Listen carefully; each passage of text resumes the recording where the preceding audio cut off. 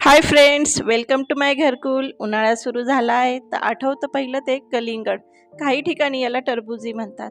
तर हे टरबूज कसं घ्यावं किंवा कोणत्या गोष्टी पाहाव्यात घेताना ते आज आपण या व्हिडिओत बघणार आहोत.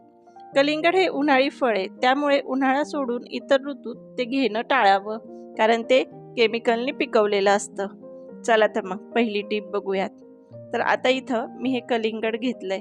कधीही कलिंगड घेताना एक गोष्ट बघायची, त्यावरती एक पिवळा डाग असतो, तर तो आहे की नाही तो पाहावा.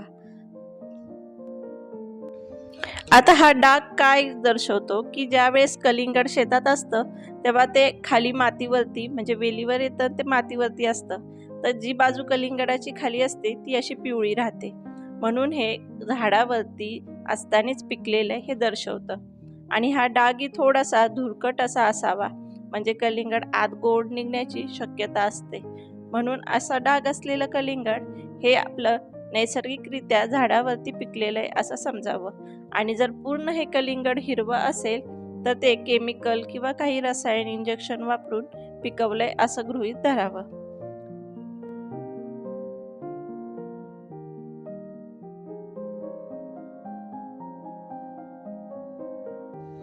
आता दुसरी टीप म्हणजे कधी आपण कलिंगड बाजारात आणलं ते कापून घ्यायचं. शक्यतो बाहेरून कापून आणत जाऊ नका, कारण ते जी चाकू सुरी जी असेल ती स्वच्छ असेल हे माहीत नसतं. त्यामुळं आता हे कलिंगड तर लाल आहे, गोडी असेल. आता काय करायचं, ह्याची एक फोड काढून घ्यायची आपल्याला.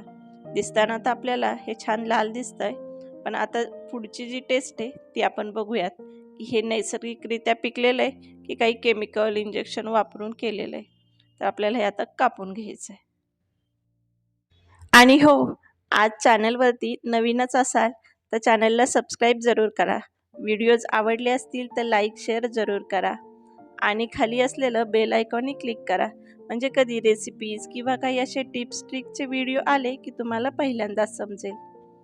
तर आता ही मी कलिंगडाची फोड कापून घेतली आहे. साल आपल्याला काढून घ्यायची, फक्त आतला जो गर असतो तो. आणि एका बाउलमध्ये मी पाणी घेतलंय.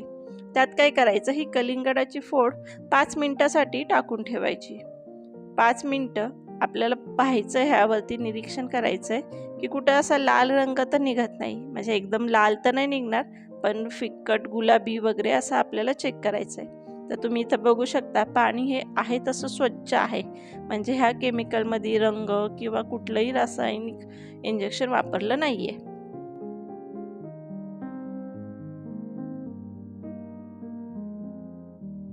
आता नेक्स्ट टिप आपली अशी आहे की ज्यावेळेस आपण कलिंगड घेतो तेव्हा त्याचा जो डेट असतो तो असा तपकिरी सुकलेल्या रंगाचा असावा, म्हणजे ते कलिंगड आपलं नैसर्गिकरित्या किंवा शेतात वगैरे किंवा काढणी झाल्यानंतर ठेवलेलं असं पिकलेलं असेल.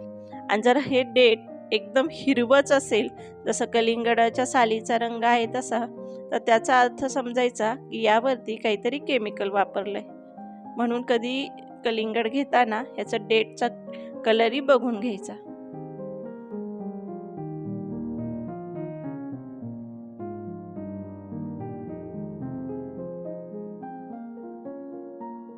आता नेक्स्ट टिप आपली अशी आहे की आपल्याकडे खूप जास्त वेळ नसतो, तर कलिंगड घेताना काय करायचं की कलिंगड चारही बाजूनी चेक करून घ्यायचं की कुठं असा खड्डा आहे की नाही किंवा एखादं होल दिसतंय. ते एवढं आपल्याला पटकन दिसून येतं.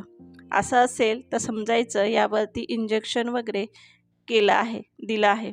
कारण काय होतं की कलिंगड लवकर पिकण्यासाठी किंवा त्याची ग्रोथ लवकर, रंग चांगला होण्यासाठी इंजेक्शन दिले जातात, तर ते आपल्याला त्यातनं समजून येतं.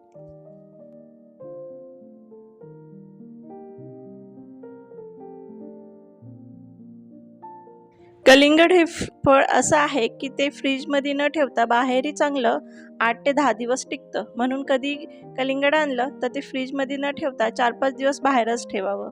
जर ते बाहेर ठेवल्यावरती खराब होतं, म्हणजे सडलं वगैरे असेल, तर समजायचं त्यावरती काहीतरी केमिकलचा वापर केलेला आहे. आणि नाही झालं तर समजायचं की ते छान नैसर्गिकरित्या पिकलेलं आहे आणि छान गोडी लागल. म्हणून कधी कलिंगड आणताना ते कापून न आणता तसंच घेऊन या. 4-5 दिवस घरातच राहू द्या आणि त्यानंतर कट करा आणि खा. तर या होत्या छोट्या छोट्या गोष्टी ध्यानात घेऊन तपासून असं कलिंगड खरेदी करा व उन्हाळ्यात याचा आनंद घ्या. व्हिडिओ संपूर्ण पाहिल्याबद्दल खूप खूप धन्यवाद.